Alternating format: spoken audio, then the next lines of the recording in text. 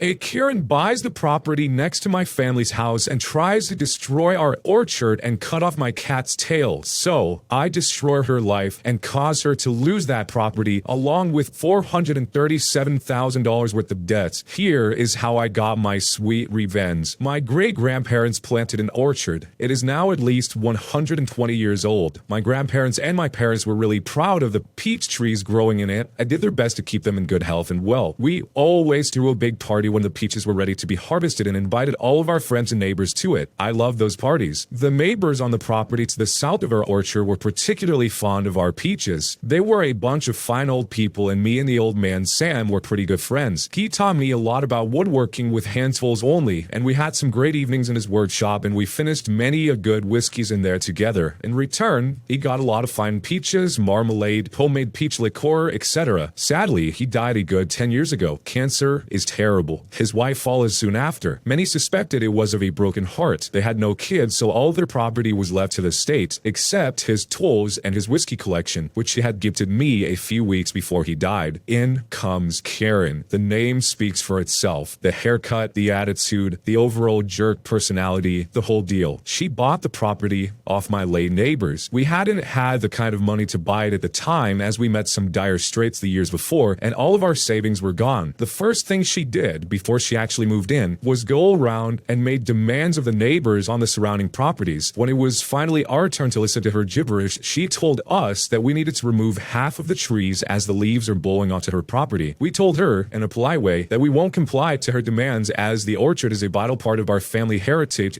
/ tradition / life, and has been for at least 120 years. She was pissed, but did nothing for the time being. There are some things you need to know before I continue with the story. The workshop that I mentioned before was situated right at the border to our property. It was a small timber-framed building, at least 160 to 180 years old. The regulations in my state are pretty strict concerning old structures. Every structure over 100 years is protected, and you need a special permission to tear it down. Failing to get this permission can lead to a hefty fine. To get the permission to build a new building, it has to be up to code, and you have to ask your surrounding neighbors, but if they agree, you're good to go. Except there is one specialty in my country. You have to keep a certain distance to the border of the property to allow emergency services full access to your property. If one of these requirements isn't met, the building is illegal, or at least only partially legal, and could be actually ordered by a court to be torn down. This might come in handy later. So, back to my Karen. After our first encounter with her, she did her best to pester the whole neighborhood. She got the neighbor's dog put down because he allegedly attacked her brat. It later turned out that she faked the attack that got the neighbor's dog put down. This dog was the sweetest and most innocent dog you could imagine. A Bernese mountain dog. Big, but a real teddy bear. Anyway, she later got us to stop doing our annual peach parties, as she called the police every time for various reasons. Noise complaints, we had a band playing there in the afternoon. Arson, we lit a fire in a designated fire pit in the middle of our property. She called the ATF on us for allegedly making moonshine. My dad had a license to distill for our own consumption. In short, she was a real pain in the butt, and after 3 years we decided it wasn't worth it to deal with various officers and law enforcement agencies every time we threw a party, and we decided to quit. After she had reached this goal, she resorted to pestering us to remove the orchard. We didn't cave in, and some of our things started getting really fishy. Somehow, the tires of our trucks got slashed, eggs got thrown on our farmhouse, our cat disappeared, and resurfaced days later in rough condition. It looked like somebody had tried to cut off his tail. Don't worry, he healed up completely, but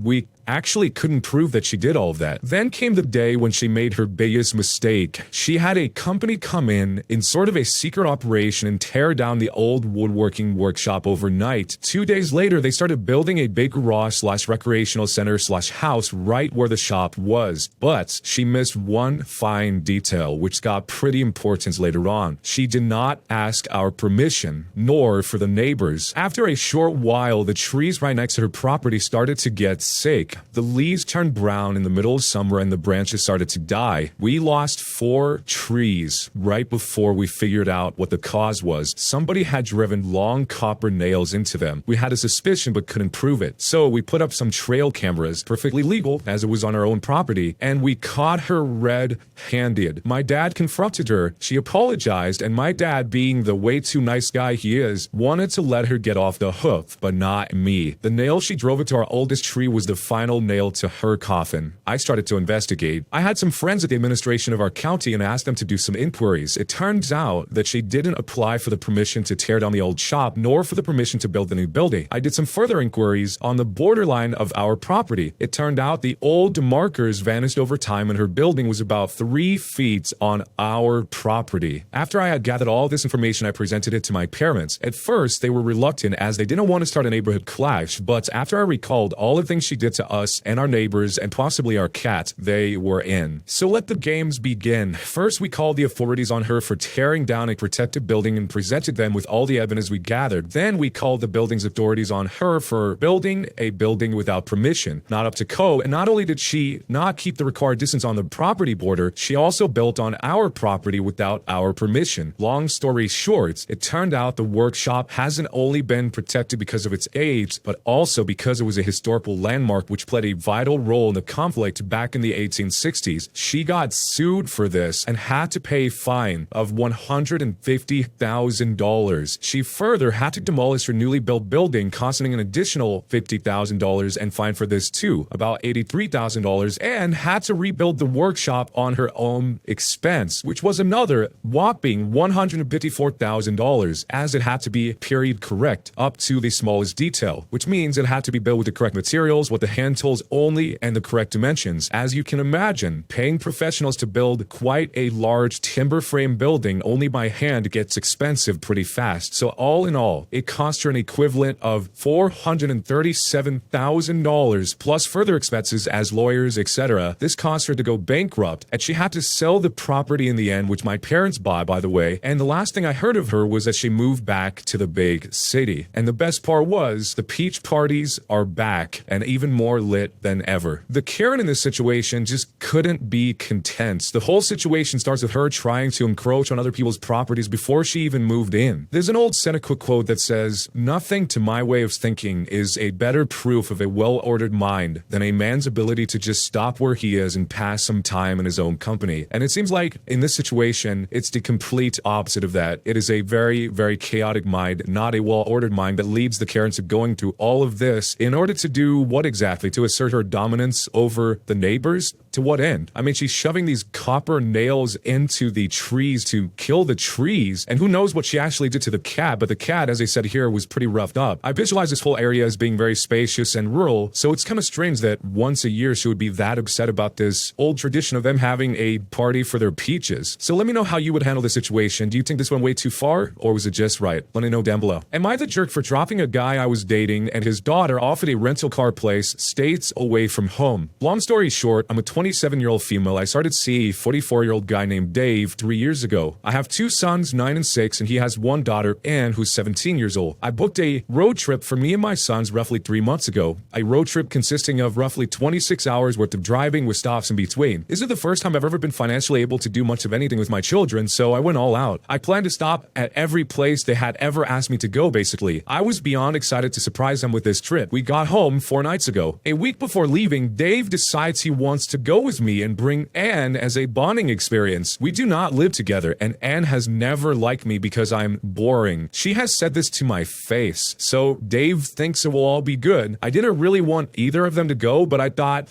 why not? This could be good for us. Boy, was I wrong. From the moment Anne got into my vehicle, she started complaining about absolutely everything. It was too crowded, too loud, we were taking too many stops, the boys were too annoying and needed to quiet the F down and chill out. We get a hotel 9 hours in Pennsylvania. It's around 3 p.m. at this point. Dave asks if he can take a drive with Anne because she was getting irritated with the kids. I told him he could if he makes it quick because I needed to get dinner supplies. 3 hours later, he shows back up. Him and Anne went out to eat. So I made a comment saying, "You didn't think that we wanted to eat too?" And Anne snaps back with, "I don't think we asked." After comments like this for days, I finally snapped. snapped. My boys are now saying they just want to go home because several times Dave told my kids to be quiet because of his kids' level of comfort. At this point, I haven't done anything with my kids because the Queen would have a fit if we pulled off